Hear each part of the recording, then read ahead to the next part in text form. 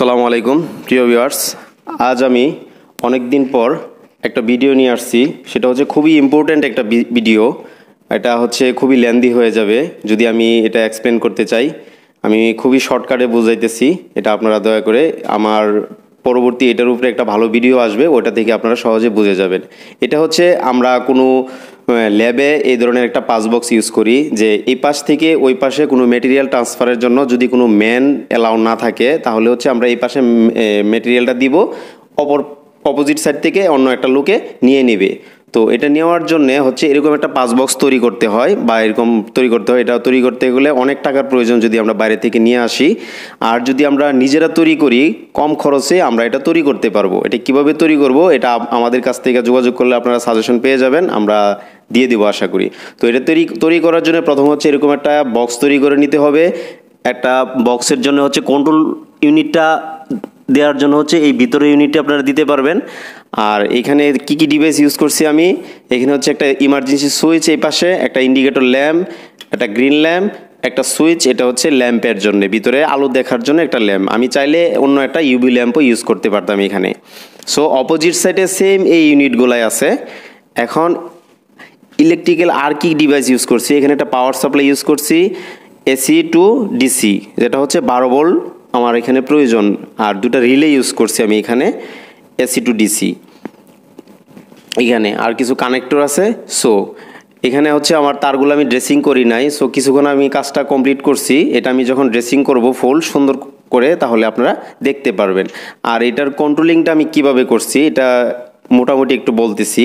যেমন আমার এটা এখন পাওয়ার অন আছে, আমি যদি এই ডোরটা খুলি, যেমন আমি ল্যাম্পটা জ্বালায় দেখাই, এই যে আমার ল্যাম্পটা জ্বলছে, কোনো ডিভাইস ভিতরে দিলাম, সো আলোটার মাধ্যমে আমি দেখতে পারবো। ল্যাম্পটা অফ করে দিই।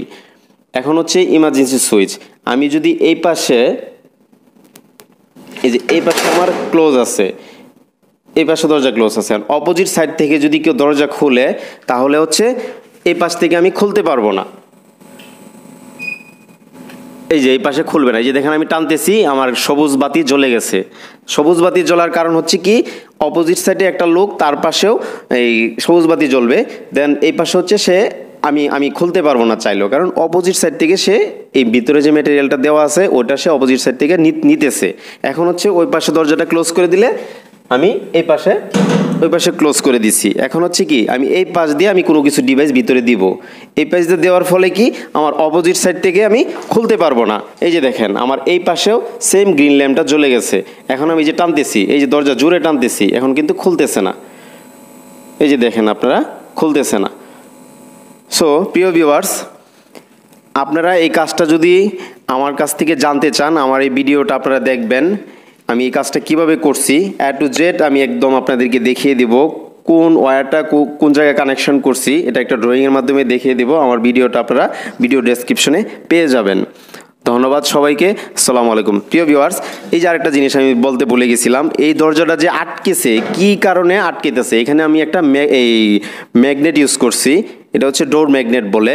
এখানে একটা মেটাল ইউজ করছি, এটা হচ্ছে মেটাল টাইপ। এটা এখানে যাওয়ার পরে ম্যাগনেটটার মধ্যে হচ্ছে পাওয়ার দেওয়া আছে, তখন হচ্ছে কি ম্যাগনেটটা ক্লোজ হয়ে যায়। এভাবে যদি চাপ দিয়ে তখন ম্যাগনেটটা, মেটালের যখন পাওয়ার পাবে তখনই হচ্ছে ম্যাগনেটটা ক্লোজ হবে। এবং এই সিগন্যালটা সে কীভাবে নেবে, এখানে একটা সেন্সর দেওয়া আছে, যে প্রক্সিমিটি সেন্সর। সেম অপোজিট সাইডেও একটা প্রক্সিমিটি সেন্সর দেওয়া আছে। এটা হচ্ছে ডোর সামনে আছে কিনা, ডোরটা যদি না থাকে, দূরে থাকে, তাহলে সে দেখাবে যে নাই। আর যদি কাছে থাকে তাহলে সে সিগন্যাল দিবে রিলেকে। সিগন্যাল দিলে তখন হচ্ছে অপোজিট সাইডে সে দেখাবে যে আমার এই পাশে ডোরটা ওপেন করছে, ওই পাশে তুমি ক্লোজ করে দাও।